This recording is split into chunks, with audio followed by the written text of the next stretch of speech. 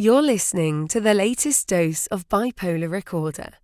This podcast may cause dizziness and blurred vision. Enjoy.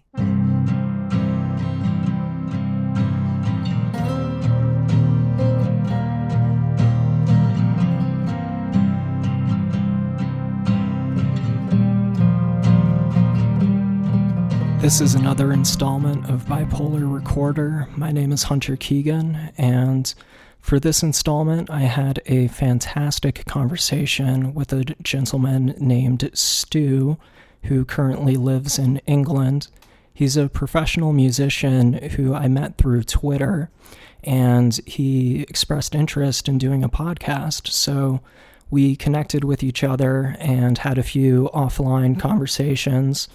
And we were finally able to connect and do an actual episode. So it was a really, really interesting conversation. And Stu was recently diagnosed as bipolar or possibly something else. His diagnosis is still something that psychiatrists are trying to really pinpoint so that he can be properly treated for it.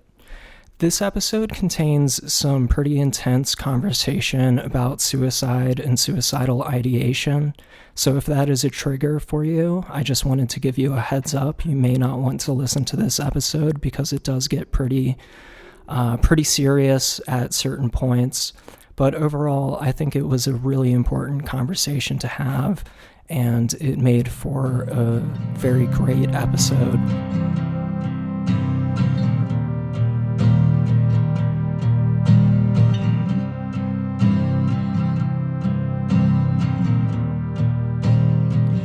Hi, this is Hunter Keegan, and I'm joined today by Stu. Stu, thank you so much for coming on. It's a real pleasure to have you. I've been looking forward to this conversation for a long time.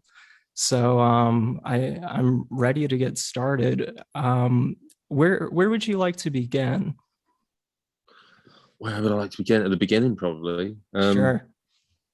Yeah, probably, yeah, it's been an interesting 18 months, really. I've sort of up with the pandemic, and then also really come to terms with the fact that I may well have bipolar.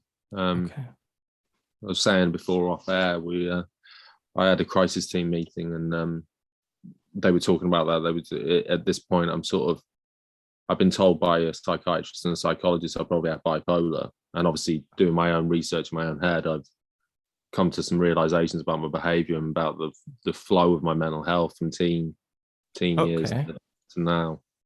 But they're sort of saying, oh, you know, maybe you got was it obsessive compulsive disorder? And I was like, well, yeah. Yeah. Right. That's interesting. I've actually also been diagnosed with OCD as well as bipolar disorder. Right. How long ago exactly did you receive this diagnosis of possible bipolar disorder? This is 18 months ago, so March 2020. Sort of go back to end of 2019. I was starting to struggle. I was having trouble getting to gigs, and I was going, but it was torture. I was right once I got there and did the gig, and I was on the stage, and I had the buffer of playing music and playing guitar, but awesome. You know, actually going and actually getting in the van and driving was becoming more troublesome. And then you sort of get to the pandemic. In February 2020, we played a festival competition to play Glastonbury. I met Michael Eavis, and Michael Eavis was saying we'll be on the Pyramid stage that year in 2020. So it was all very exciting. But at that point, I'd started to crumble internally and become aware of the pandemic in China and Italy.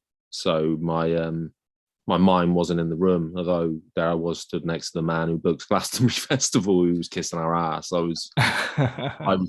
was more bothered about the buffet that everyone was fucking sharing, and reading cases that were local to us, and also living in Liverpool. The first cases in England were all shipped to the Wirral, which is near Liverpool. So it's the equivalent of New Jersey to New York, if you like, for Americans. Okay.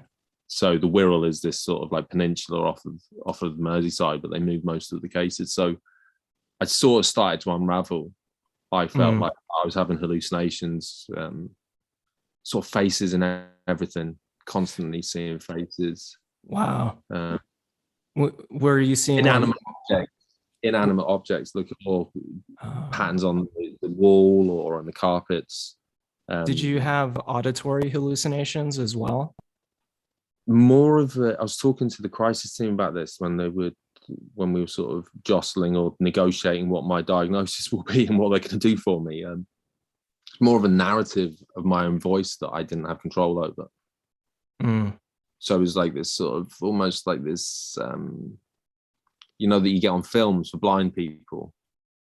You know, John takes a sip of his coffee passionately. Okay, so you were like narrating your inner voice. Yeah, a lot of the time it was like what's he doing that? Do you know what I mean? But this sometimes it's third person, but I didn't have a control over it. I couldn't switch it off.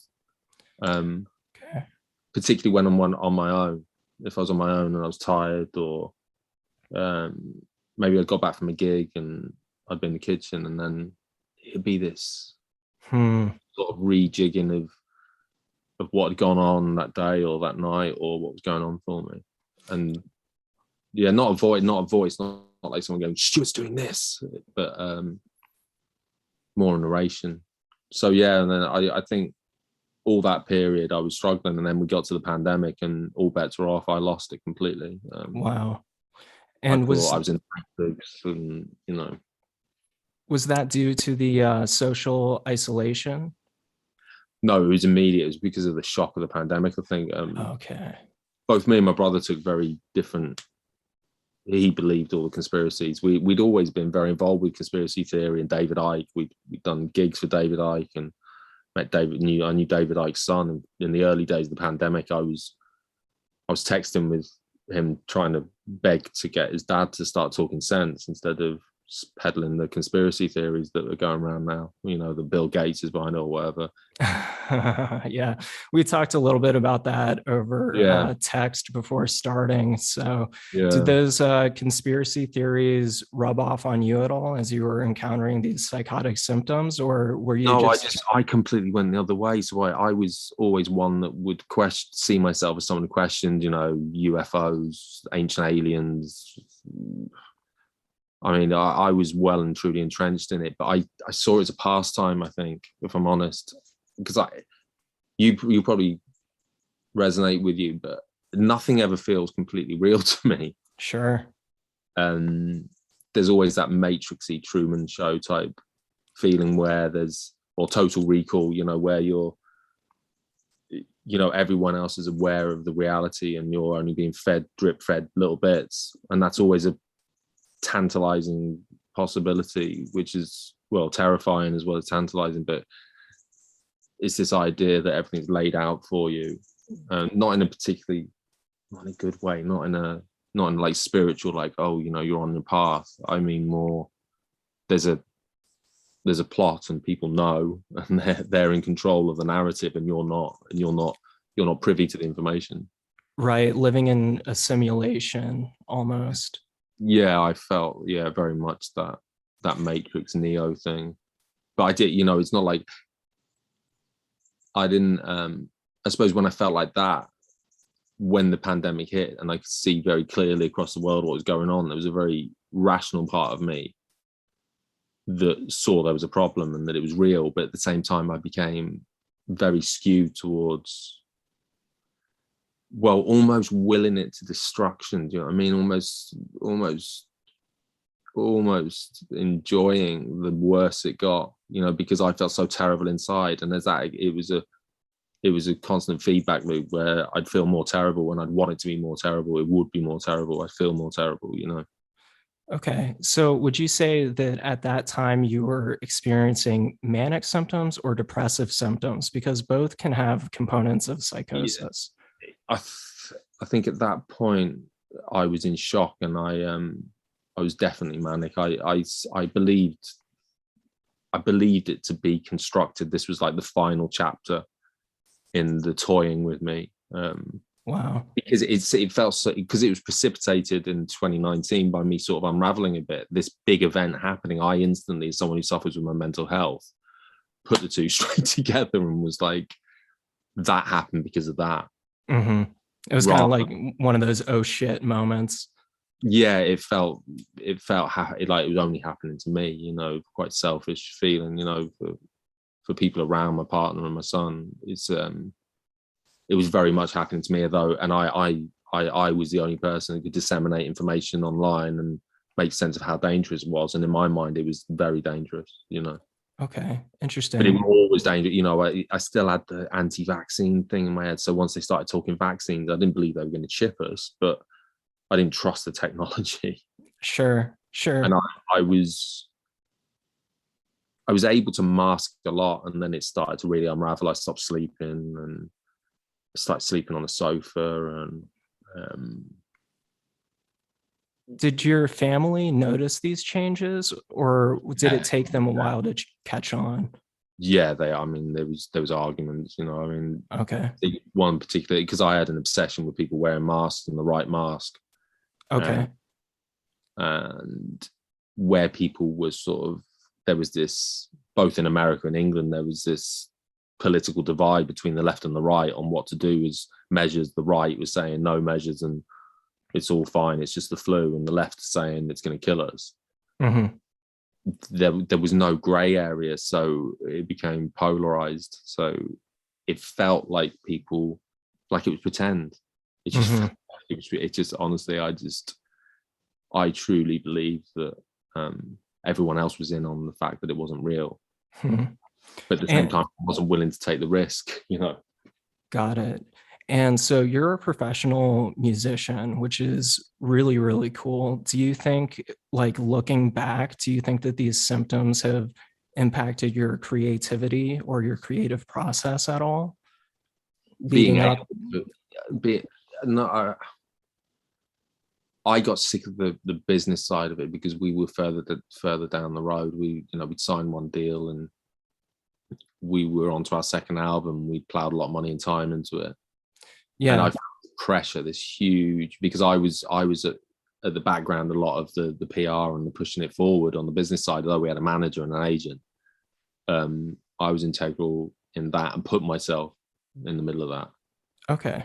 And I felt like Interesting. we were failing. I felt like we're not uh, we're not sort of making it hit, in the ways that we would like Interesting. to make it financially viable, really. Because I mean, I'm 46 at that point, and we've been doing it a while. And in blues and soul, it doesn't matter so much your age. BB King was 80, wasn't he? So So you're 46 years old now. yeah, yeah. So that's a pretty that's well a later in life diagnosis. That I can see how that would be something that you're still kind of working through with such a recent diagnosis of a serious mental illness like bipolar or like OCD Yeah, or what or whatever it may be. I'm starting to learn that this is a thing. It's like we have the NHS in England, so the thing is that is where I've ended up. Before that, I'd had music charities had given me funding to go and see private psychiatrists. So I'd seen a private psychiatrist for a number of times, and it was her who brought up, has anyone ever said bipolar? And I was like, because in my mind, when I was 16 and I had a psychotic break, it was because of drugs, and when I was 25 and I had a psychotic break, it was because of alcohol. And then Right. other times I've been struggling, I just assumed it was my inability to deal with the pressure of music and a career in music and the traveling and the uncertainty and all that. But I thrived off that as well. It was very.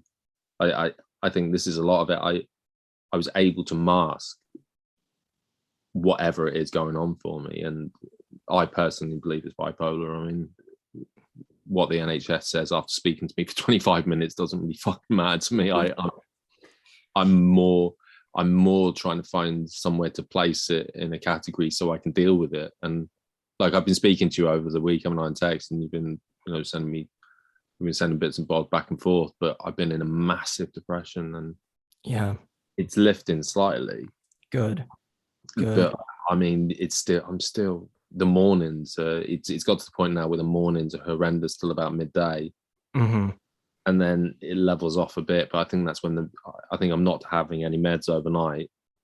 So Okay. there's a 12-hour period or 10-hour period where I'm sleeping or whatever. You just take medication in the morning? Yeah, I take it in the morning and then at night as well. But I Okay, think the anxiety side of it and the depression side of it is being dealt with buspirone. I mentioned that to you before. interesting. I take buspirone as well. Right. Okay. Yeah. Do you mind sharing what other medications you're on? You don't No, have to. no, that's fine. No, I take risperidone as well. Oh, okay. I was on that for a little bit too when I was initially diagnosed. I currently take buspirone, Vraylar, and Lamictal, and I've found that that combination has been pretty helpful. We always say that people who are bipolar, they can't be on just an antidepressant alone because that can trigger symptoms. And in one of the writings that you sent over to me, because you're currently working on a really interesting piece of writing. I'm not sure if you would it's a work in progress, right? Yeah. Yeah. Of course. Yeah. I'm not very good at journaling or any of that. It makes me feel a bit sick, the idea of journaling. It's Yeah. become a bit of a 21st century buzz thing, isn't it? Like, oh, you journal. So it just fucks me off, the whole idea of it. But yeah, writing down my ideas and what's going on and trying to make sense of both the present, the past, and really what's going to happen in the future, really, which is what is terrifying at the moment. Right. You've been writing it in like a creative nonfiction format, and you've shared some of it with me, and it's been really interesting to read. It's really well written. And I don't just say that to people. I mean, like your style of writing is great. And I was skimming through the most recent chapters that you sent to me. And I believe in one of the chapters, you discussed how I think when you were a teenager, you were placed on an antidepressant Yeah. alone. And did you notice Yeah, at that time that it was, that's what you see when she said bipolar. That's what struck me when I started doing my reading, because I thought, well, I've always had these mental health problems. I've always had depression or nervous breakdown or alcohol addiction, whatever you want to call it at the time.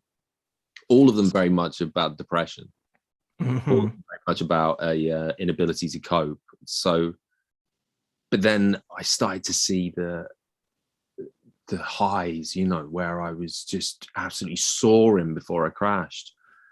And I think that was true when I was a teenager. I sort of went through school and I got bullied early on, and then later on in school became one of the in crowd, and taking drugs and dropping acid and smoking weed and being in a band.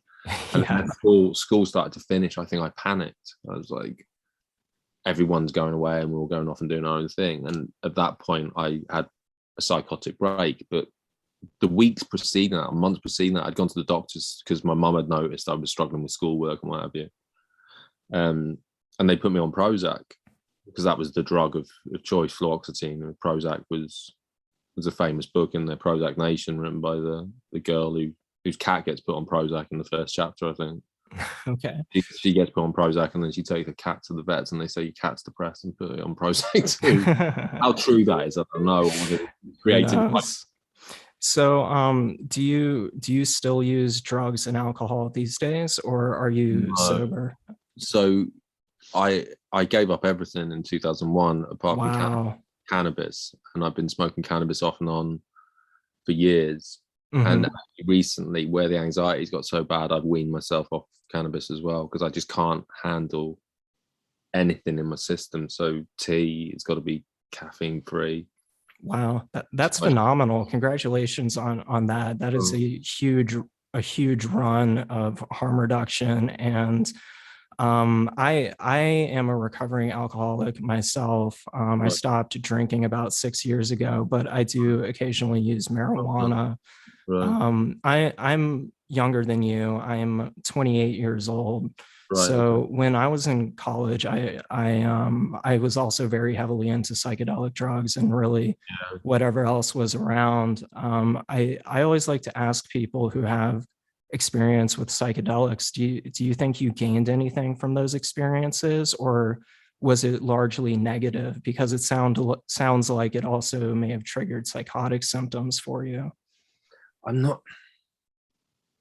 I've never been sure which part. I mean, because obviously the mainstay general opinion is if you take drugs and then you have mental health problems, you probably cause them yourself. There's so much else going on. I mean, the reason I ended up taking drugs was it was never really to fit in, but it was sort of a collective way of putting everyone's state of mind in the same place. And I felt something satisfying about that, whether it be alcohol or weed or speed or acid. It was the idea that you knew sort of everyone was in the same frame of mind as yours. And I wonder whether that, because I struggled I almost felt autistic, I think, sometimes in the way I interacted with people. I found it hard to understand what was going on for them, and how I fitted in with it. And would quite often feel like if there was a bad vibe in the room, it was my fault.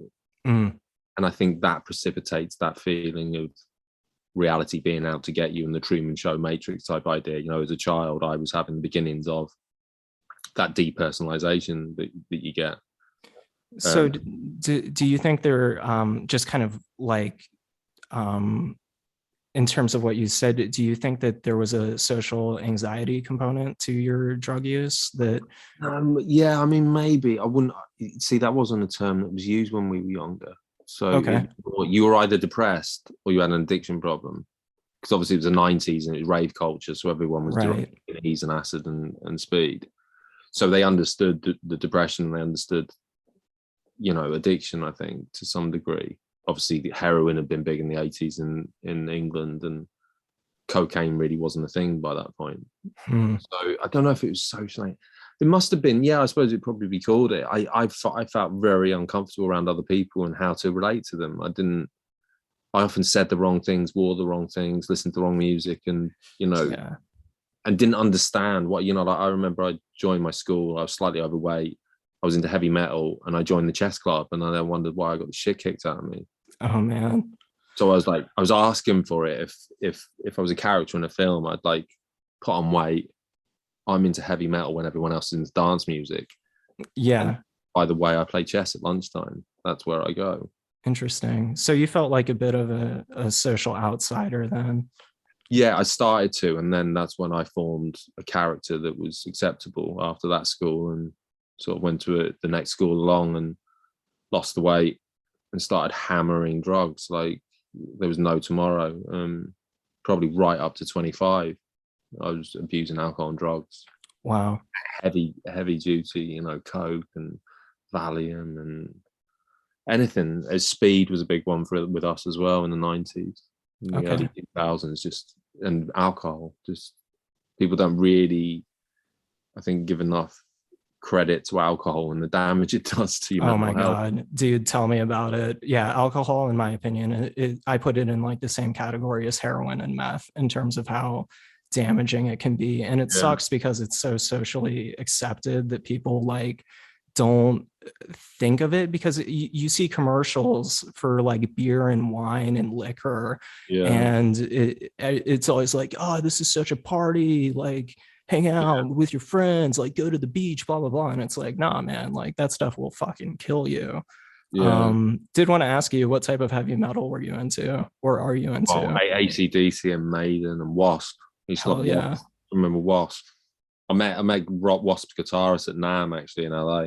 Oh damn, that's awesome. Chris Holmes, funny guy. That's very cool. He told us the year before he'd been kicked out for drinking a bottle of Jack Daniels in one of the halls. That's awesome. Yeah, I got into heavy metal. The first album I bought was Master of Puppets by Metallica when I was like 10 years old. And then from there, I got into like Iron Maiden, and then eventually heavier and heavier stuff like Death and like Cannibal Corpse, Mastodon. Not that Mastodon is anywhere near as heavy as those. We played with Mastodon. What's the name of the guitarist? The two guitarists? Oh man, Brent Hines, and I can't remember the other guy. The other guy was the one that because we did a few shows at NAMM for Gibson, and Mastodon's guitarist was always there. Lovely guy. Is his first name Troy? Is that? Yeah, he I just remember he was always sort of dead anxious. It was dead odd. Really? Him and Ryan Roxy from Alice Cooper, he'd be on the shows as well. And he was lovely, but dead. They're sort of anxious about the playing. Strange. Yeah, that is strange. I've seen not to get too off topic, but I've seen Mastodon once, and it was a little underwhelming. I think this was before they had largely stopped drinking, so it was a little bit Yeah. of a sloppy set. Right. But that's awesome. So would you say that I guess this is such an obvious question, but music must be something that really inspires you then? It Is it has something? been. I mean, the last 18 months is a weird one since because I've sort of not been well enough to do the band and have fallen out with my brother who's the lead singer. So Mhm. um, a matter of differences over this fucking pandemic. But Right.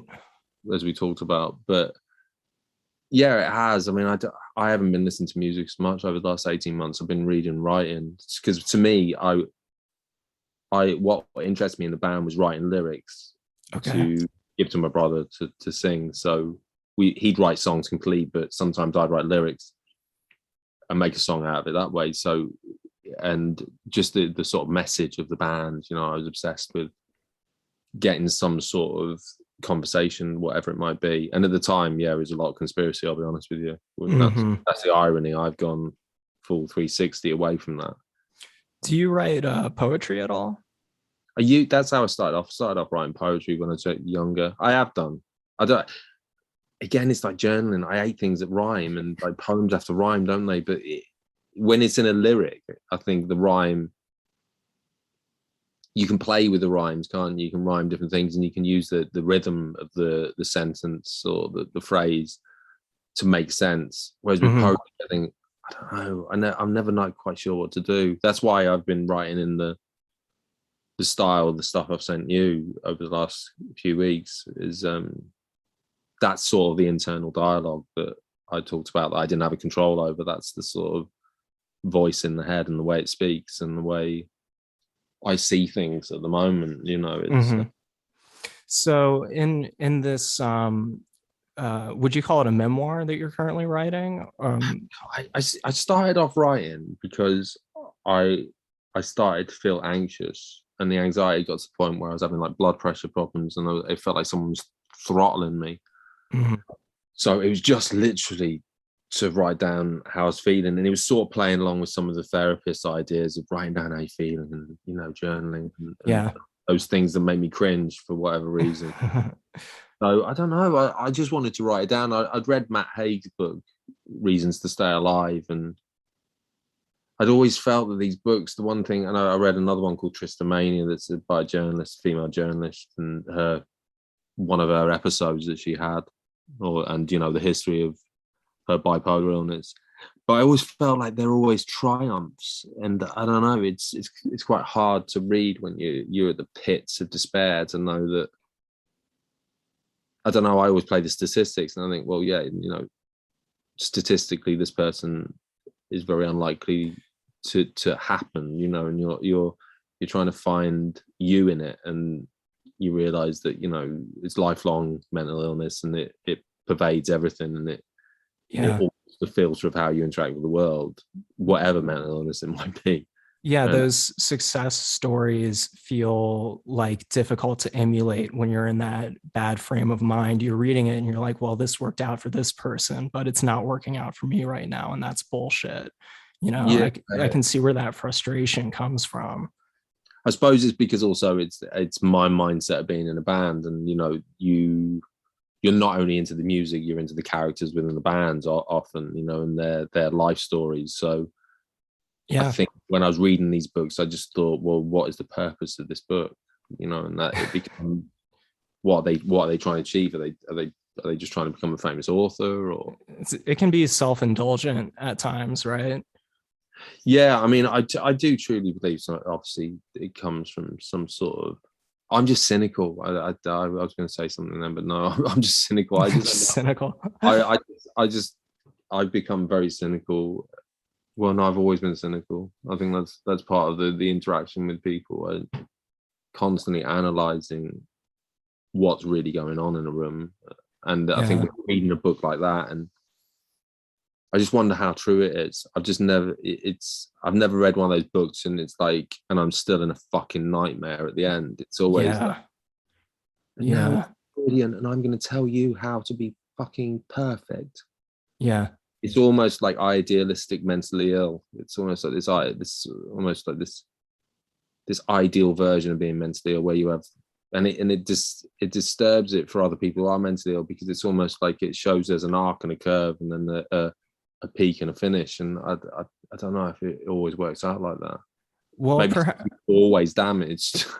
Yeah, and I mean, it totally feels that way. I mean, I wrote and self-published a memoir last year, and I think back on it, and there's sections of it that are definitely quite self-indulgent. It does end on kind of a positive note, but I tried to qualify it by saying that symptoms can always come back, Yeah, and it is a chronic illness that there is yeah. no current cure for. Do you see yourself ever publishing what you've been working on so far, or is this a private? I don't know. um I might. I think once it gets to a point, I'm putting it into chapters because I'm trying to order what's going on in my head. So as things happen, like I sent you something a couple of days ago where I've been writing for a few hours. I don't. Maybe if I read it, and I think it might be of use. That's the thing. To me, it's got to be heartfelt, and it's got to be.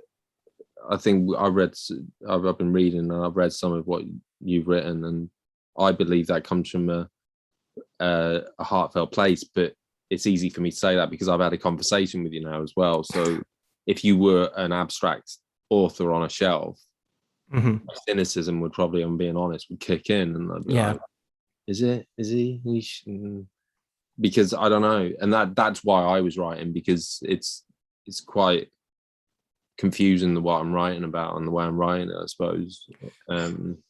Yeah, I remember when you first sent me chapter one that you were working on. One of the things I mentioned is that with time, there's more perspective that grows around what you have gone through. Yeah, Once you do get back to that better place, hopefully, and some time passes, then you know what the narrative arc will be.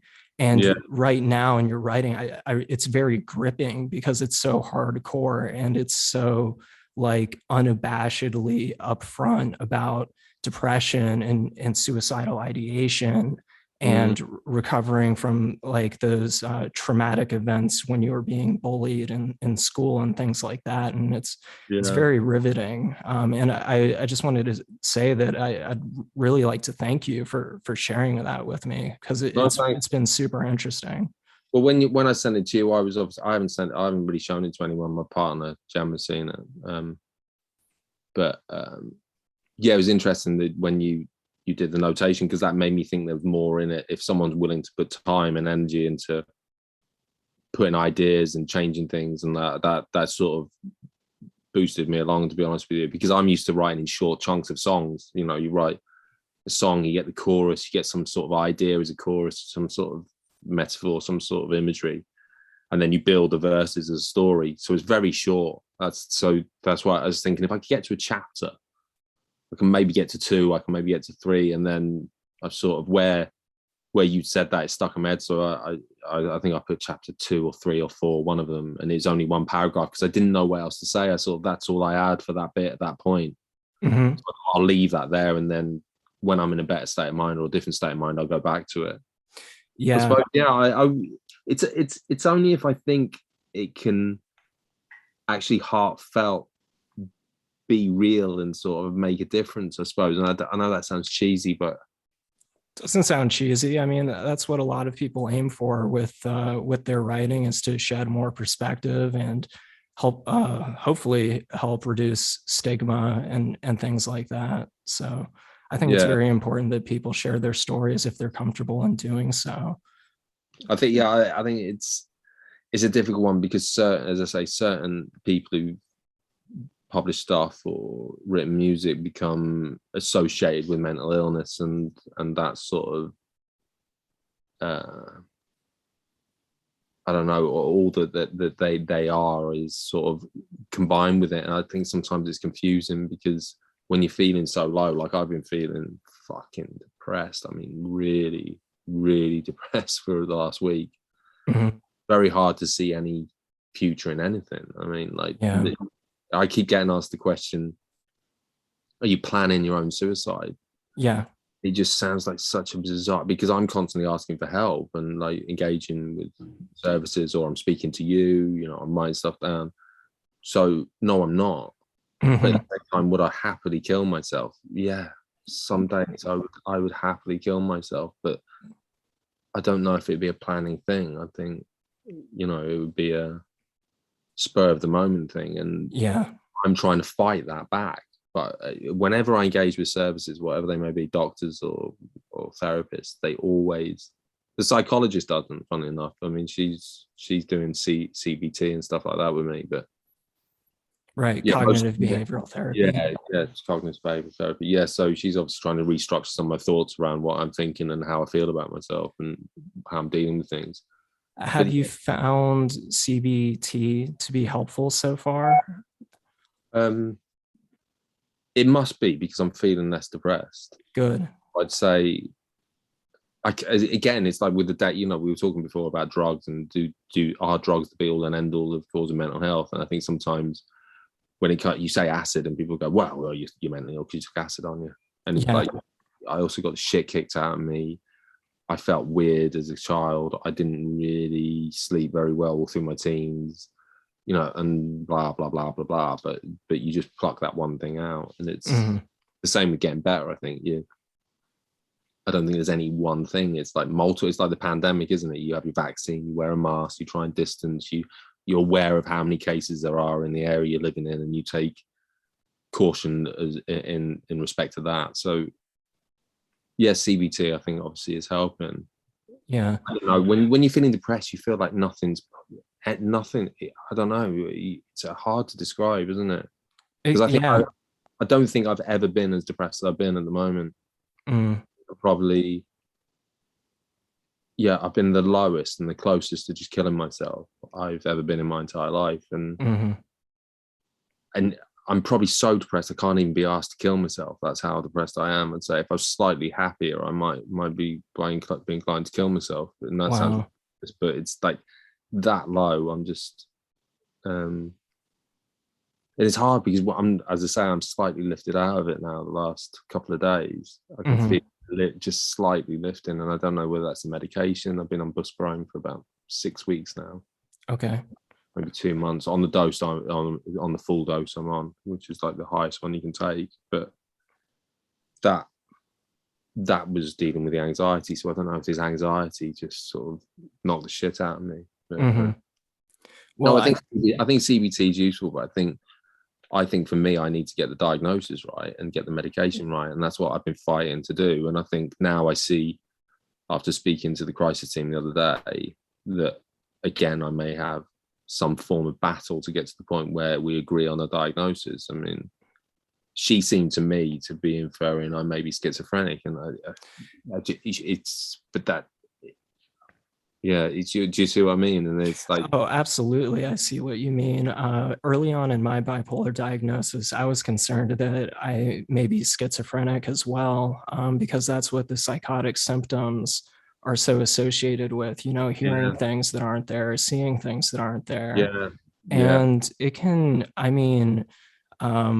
could easily give you some canned, like, don't worry, give it time and it'll always get better, keep fighting. I could give you some canned uplifting response like that, but I know that it doesn't feel helpful when you're in certain frames of mind. It feels like, oh, well, who is this person to think that they know what's going on in my mind right now? And those questions that you get from crisis teams or psychiatrists or therapists about, like, do you have a plan to kill yourself? Like, what are your thoughts of suicide? They'll always ask that because they'll try to determine if you're a danger to yourself or others. Or to their career. Or to, exactly. Yep, they can see you as a liability. But we live in a social media time, don't we? So, unfortunately, you hear these sob stories, people kill themselves. And I don't mean sob stories lightly. I mean terrible stories afterwards online. So all of a sudden, you hear about this person, the crisis team's been out and the psychiatrist's been out, the GP's been out, and the crisis team have, taken 2 months to see them. And then, on the day they're supposed to go and see them, they hang themselves or whatever. Wow. But I think they're aware of the culpability and the liability they have legally, Mm-hmm. rather than morally or emotionally. And that's what bothers me, because that's what I felt like I was dealing with the other day. You know, you're not going to kill yourself, make me look bad, are you? And it's like, no, but I want to fucking kill myself. Is that any better? Mm-hmm. It's like, I'm not going to do it, but I feel like doing it all the time. So you're trying to tell me, is it, when does it become important? It becomes important when I'm actually planning on doing it, and I could somehow besmirch your good name, or I'm constantly suffering with the ideation and the thought that it'd be better if you didn't exist. And I don't know which is worse. I mean, they always say that people who cheer up after a deep depression need to be watched, because they've often come to the conclusion they're going to kill themselves. So there's this sort of joy in knowing that the pain's not going to go on anymore and that you're not going to suffer.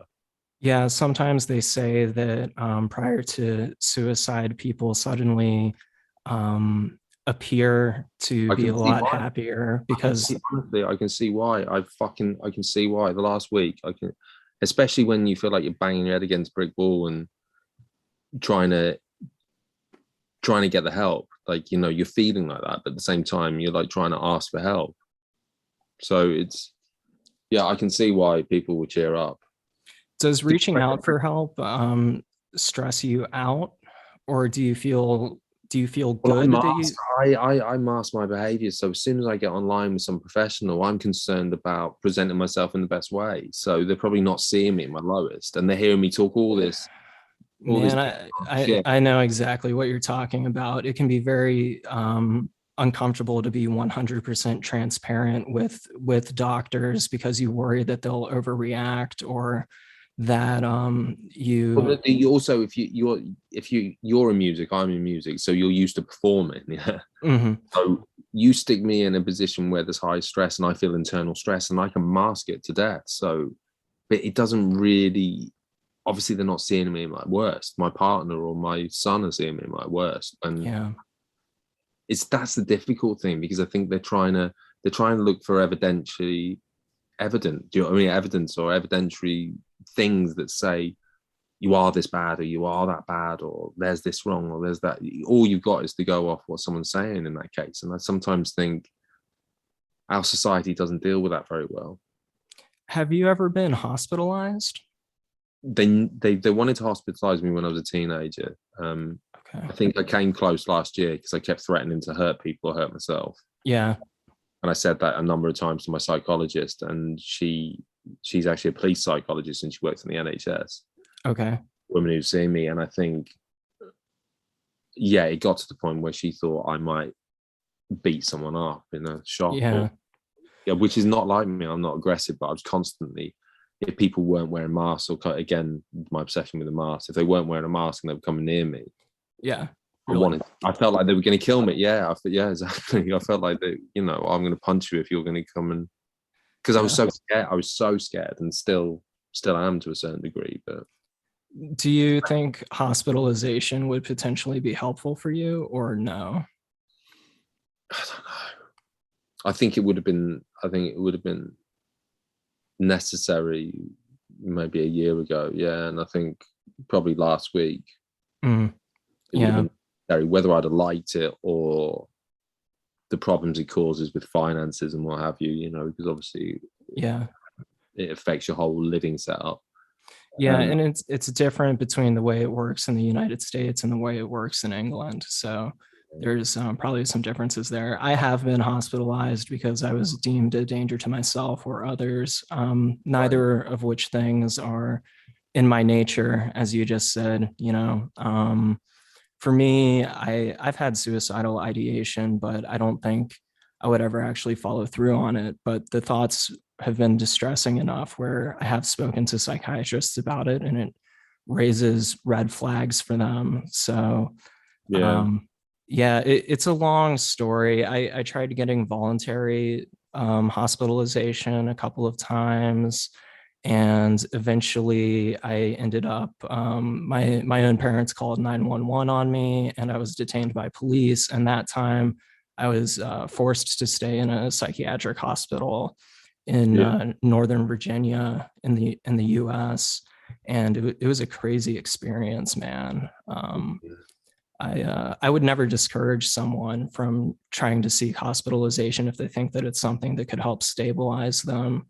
For I think, me, the experience was negative. I mean, just to be totally honest with you, yeah, I agree with you. You want that bare bones perspective on things. It didn't help me much, but I think if you can stay out, I mean, unfortunately, we're living in politically strange times, and I think both America and England, the gap between wealthy and poor has grown even bigger, and I think things like state-run hospitals or government-run hospitals are struggling. I mean, I'm in the northwest of England, and services are pushed to the brink. I was lucky to get to see the crisis team.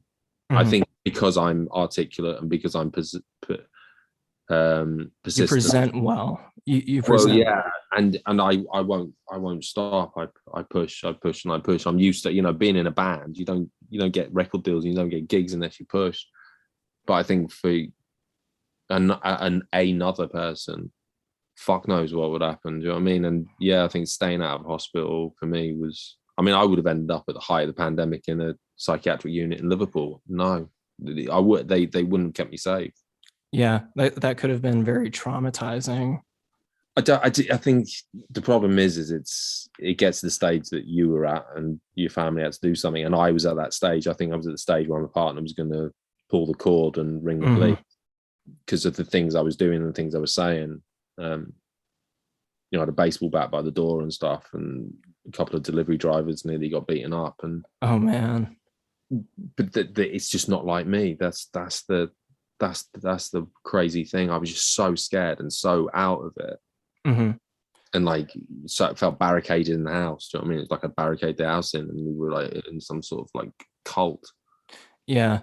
like doing a Waco on the house. And I felt very much like that. That if anyone came in the space, I was freaking out, and that was both needed because there was a pandemic, but probably not in the way I was presenting it. Do you understand me? Yes. Yeah. I hear what you're I saying. wasn't being safe. I knew I had to be safe, and there were certain things I had to do, but I don't think the way I was going about it was going to come to a good ending. Luckily, touch wood, I pulled it back from the edge and started taking tablets. So that's what sort of stopped it.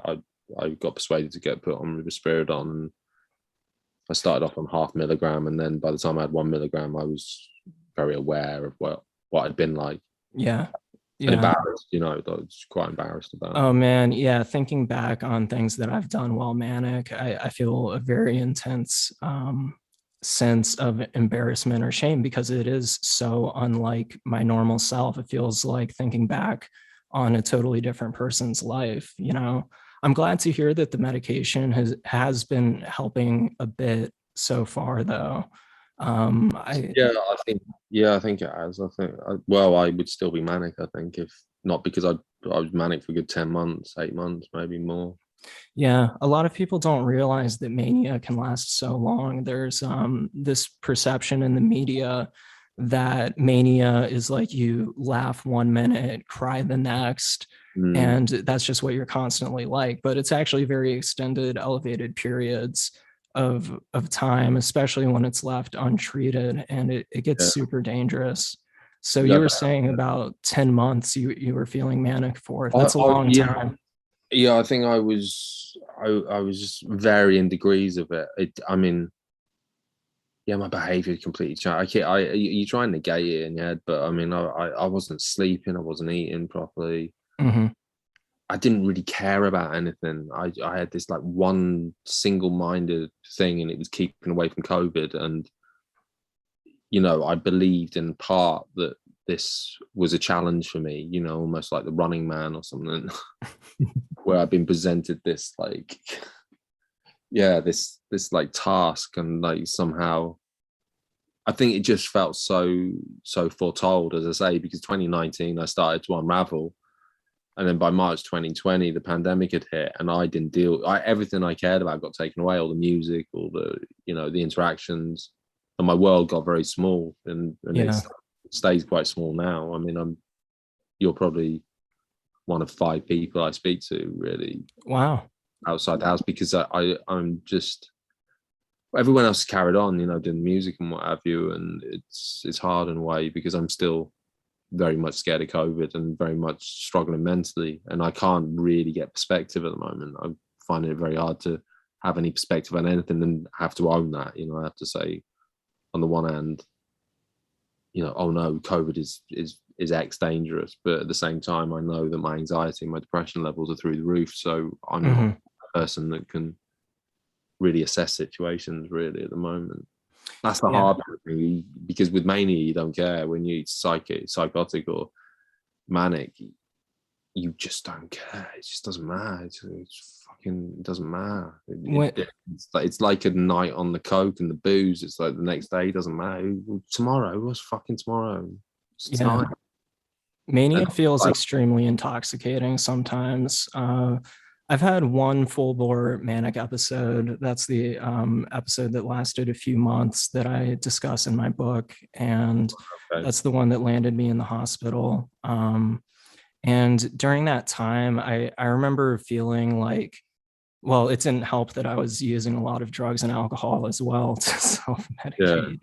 But it felt like I was just on a rampage. I wasn't thinking about tomorrow. I was just constantly like, go, go, go, go. And it was exhausting. I was sleeping like 2 hours a night.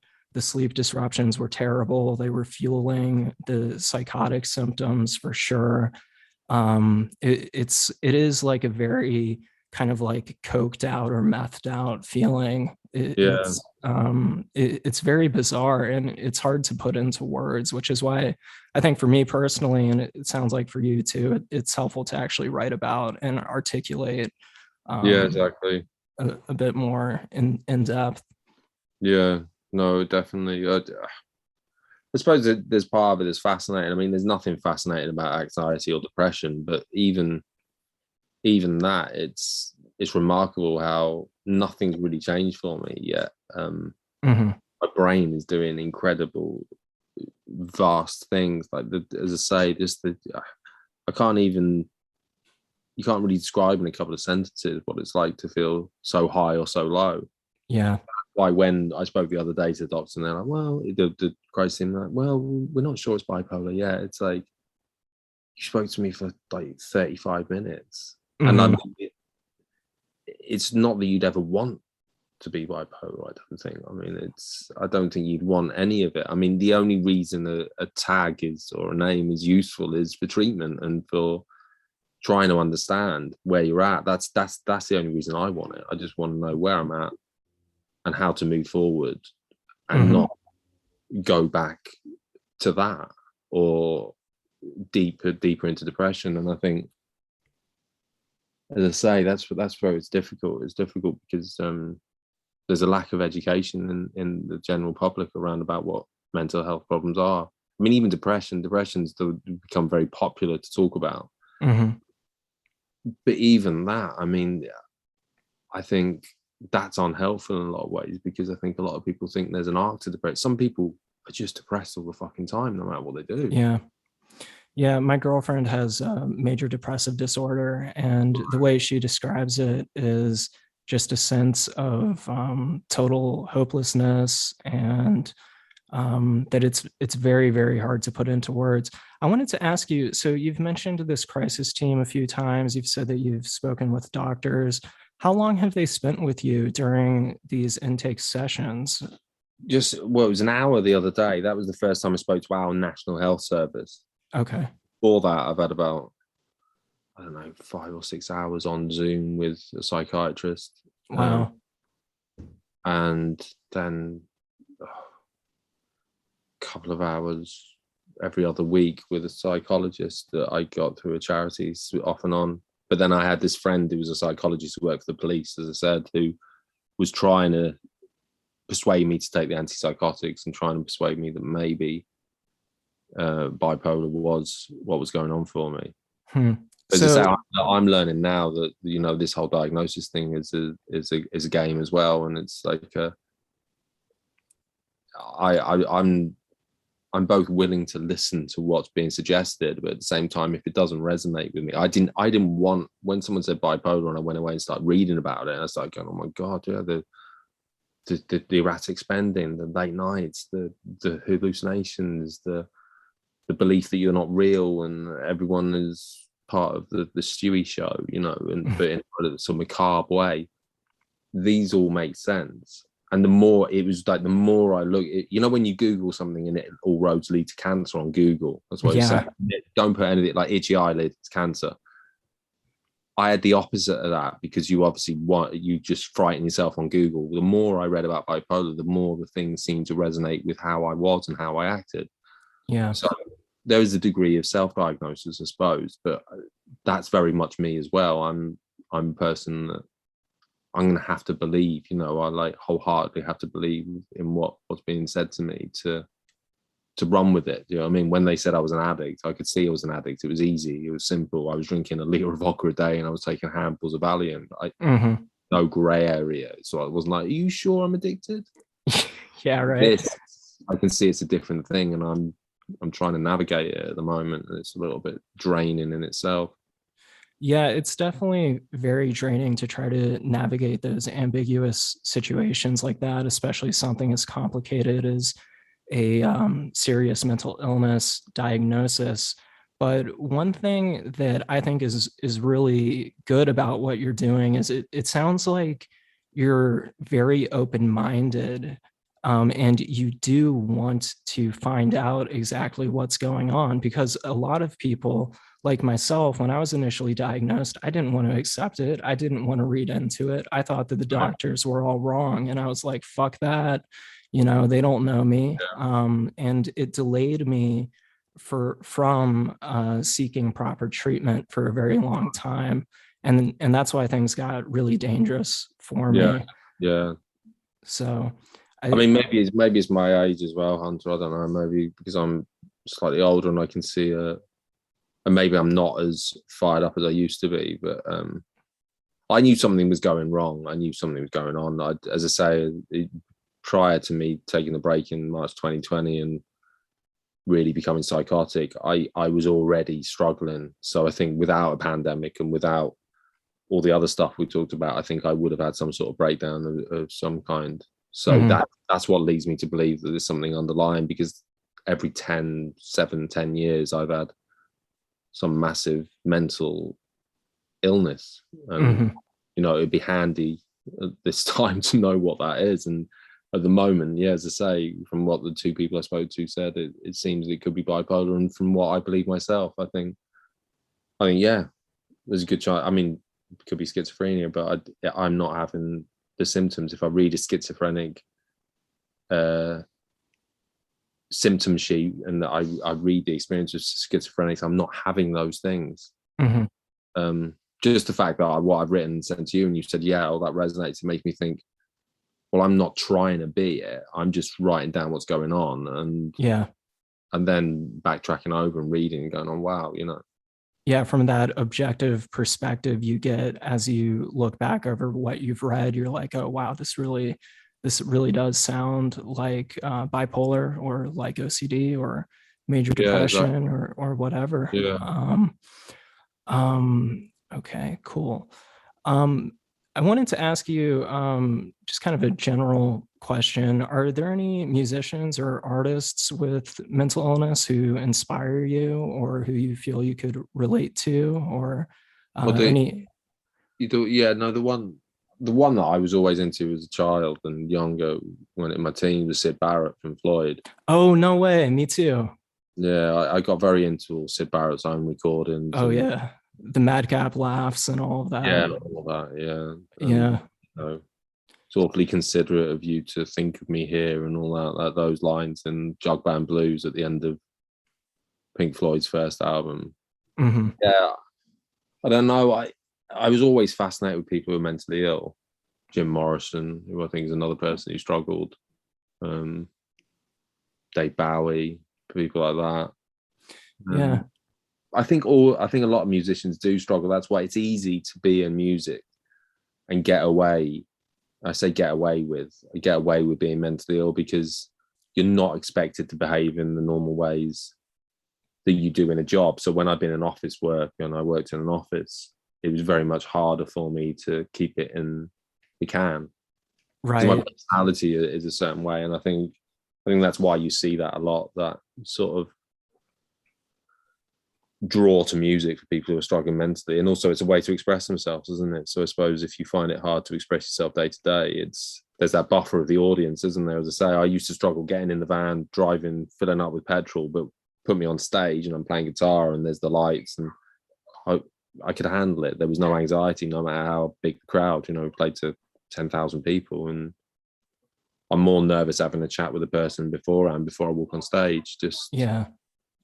I don't know. I mean, you have the anxieties always. Does it sound all right? Can I, have I got enough mix in my ear, or whatever? You have all those anxieties that you want the performance to be easy. Yeah. But I don't have that sort of like soul crushing fear of playing in front of an audience. That's really interesting. I think that's very interesting that in front of huge crowds, you feel more comfortable than speaking in like one-on-one situations. I think a lot of people would have the opposite response to that. But for you, do you feel energized when you play in front of a crowd, or do you just feel comfortable and at home? It's I suppose it's when there's a reason to, like what we're doing now. I'm quite comfortable talking now because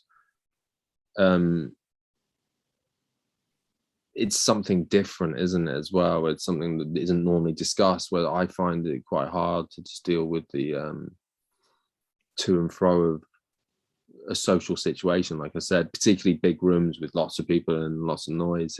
I end up back against the wall near an exit, Mm-hmm. Yeah.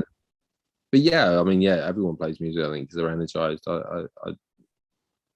I don't know. It's hard for me, as I say. I've sort of fallen out with music over the last 18 months because of the whole split. So yeah, on one hand, I would say, but there's something in me that just needs to communicate what's going on anyway. I just feel this desire to try and make sense of the world and what's going on for me through whatever form, written form, or music, as you say, or Yeah. poetry when I was younger. I don't know. I don't find the normal discourse easy. I think that passion for music will definitely come back as you start to feel better.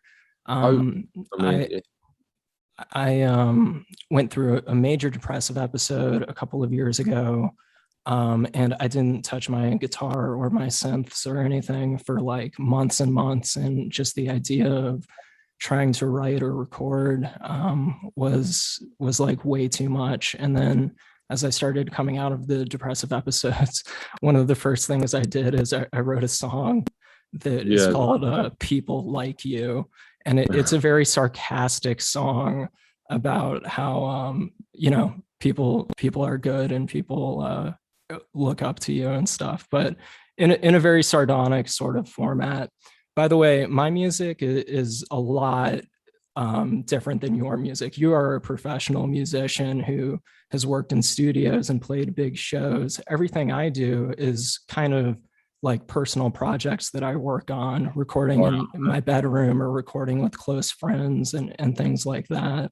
Well, that's how it starts, isn't it? I mean, all the songs start in a room on a guitar or on a laptop. I mean, a lot of ways, because I when I first started recording, we recorded 4-track onto tape. So we had like, you could do more in bigger studios, but I mean, we had little like Fostex 4-track, and it would split a C90 tape into 4 tracks. You could record 4 tracks on it. You get all kinds of effects off of that. You could bounce it down, so you could keep bouncing the 3 to the 1, and you could get more and more tracks, but it would like burn the tape out. Okay. But now digitally you can do things. I mean, Billie Eilish and people like that have shown that something that starts off in the bedroom can end up all over the place. Absolutely. I think the big studios, to be honest, for us, we used it because we were a live band. We recorded live, and then because of the blue soul thing. But I think a lot of stuff can be, you can get a lot further with the digital side of stuff. Yeah. There's so much access to being able to put your music out there on Spotify and other streaming platforms and stuff. So for people who do want to share their work, it's so much easier these days than going into a big studio and recording onto tape. And it's made it possible. And I mean, the same thing goes for like writing books and blogs and articles and things like that. That's how you can publish things straight away now, can't you? Yeah. You know, like we've been talking about, you can just get Yeah. things straight out there. Everyone has a little platform that they can stand on and they can distribute their thoughts and work through. Well, we've been chatting for about an hour now. I'm happy to continue if you'd like, but I wanted to check in with you and ask if you'd like to continue or if we're at a point where you would prefer to. I'm I've got sorry. about 5 minutes. I've got about 5 minutes before I've got to go and speak to my son. Okay. Unfortunately, I've Oh, got 12. You see, I'd love to. I'd love to talk again, though, Hunter. I mean, as I say, I'm willing to do more chatting. I'm just trying to make sense of things, and as I say, if our conversations can help other people and make sense of it, as I say, because my whole thing is that I'm either reading literature or I'm looking at articles and stuff, and I'm trying to find me in it. And I think because we live in a performative time, like you just said with the music, like you validated that, you know, I'm a professional musician, you're not. I don't know. I think that's part of the problem. I mean, I've sort of killed music for myself by pursuing it as a business, is what I'm saying. Yeah, you know, I've destroyed my relationship with my brother. We're completely separated and not talking. We've run up over £100,000 worth of debt. And I'm now mentally not well enough, even if we were talking, to play music. And that's not a very good story, really. It's not like that's inspiring, but that's just fucking what's happened. You know, yeah, it's just like, this is how it is. I'd love to top and tail it and say, you know, and the things that are keeping me alive at the moment aren't music. It's my partner Gemma, who's been through hell watching me fall apart, and my oh, I've got a cat coming in now, and my 12-year-old son, as I say, who, if I didn't have, I don't know where I'd be without both of them. It's difficult because, yeah, I've sort of fallen out with the whole music thing. Well, I'm glad that you have that love for your family and that you have that support from your partner. I think that that's extremely important too. Well, since you just have a couple of minutes left, I guess we'll wrap up here. Did you have any quick final thoughts or anything before we wrap up? Yeah, I'd say reach out to other people, because I think part of the reason we're talking is we met on Twitter through sharing a hashtag. I think that can help, Hunter. I think, you know, even I think the first message you sent me was about Buspirone, and I just started taking it because I was desperate at that point, desperately anxious, and I'm not really active on social media, which is strange because in the band days I managed all the social media, so I was constantly on it. I think there's safety in numbers, isn't there? And I think if you can hear your story in someone else, and that's why I'm saying, you know, wherever I looked out, there seems to be this sort of like, something happens, there's a tragedy, they get better, it's all fucking happy days. And I don't know how true that is for a lot of people. Right. One last quick question. Do you have any projects that you would like to plug, or any social media that you would like to plug or promote at this time? Yeah, the only project I got is trying to get well enough to awesome. To get through a day without thinking I'm going to kill myself. I think at the moment I am writing stuff, but I'll keep sending it to you, as I say, and if you get time to have a read of it.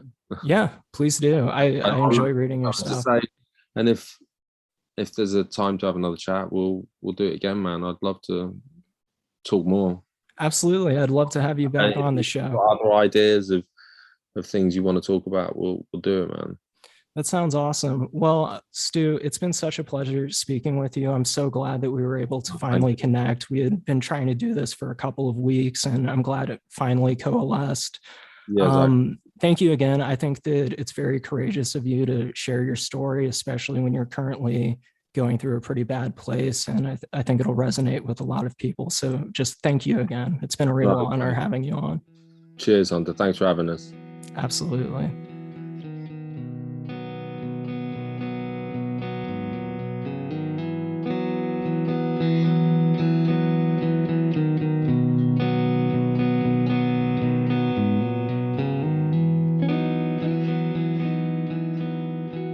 Thank you so much for listening to this episode of Bipolar Recorder.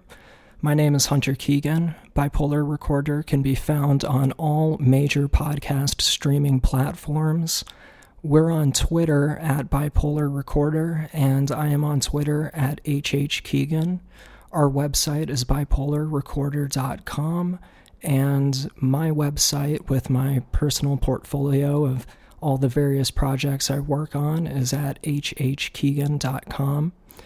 I hope you come back to listen to some more of these amazing conversations that I'm able to have with various individuals living with mental illness, and I hope that you've been enjoying the show so far. Thanks again for listening.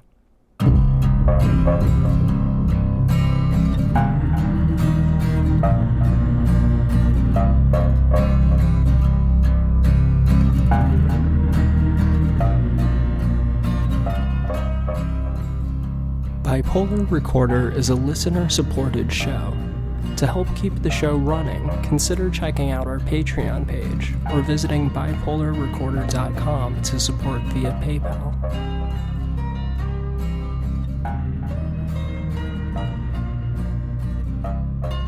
Unless otherwise stated, the hosts and guests on Bipolar Recorder are not licensed mental health professionals. Bipolar Recorder is not a substitute for therapy or professional medical intervention. If you are having a mental health crisis, please contact your local emergency services.